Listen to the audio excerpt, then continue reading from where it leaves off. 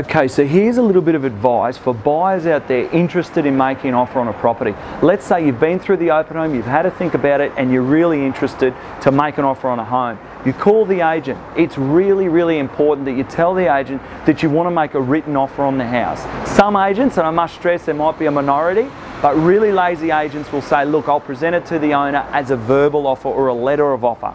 It's really important that you actually force the agent, no, I really want to make a written offer. The reason why it's in the buyer's best interest is because from the seller's perspective, they know they've got a genuine buyer that's interested in the house. They know the money that you're offering, they know the deposit details, they know all the other special conditions that are attached to that contract.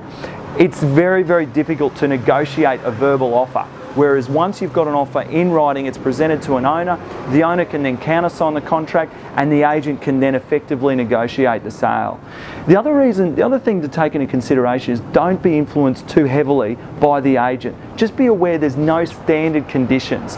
The deposit, there's no standard deposit. You're the buyer, you dictate to the agent the terms that you want on the contract.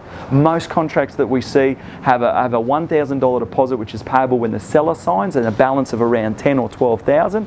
Most contracts are subject to building and pest and finance for either 7 or 14 days, and most settlement timeframes are around 30 days. But if this doesn't suit you, just change it. Don't be bullied by the agent to put down something that you're not 100% comfortable with. Do keep in mind, but the seller has to agree to it. So definitely listen to the agent's advice, because if you're going to put down a condition which there's no way the owner is going to agree to, then it could impact that negotiation of the offer. I would encourage you strongly to seek independent legal advice prior to making an offer on a property so you know exactly where you stand.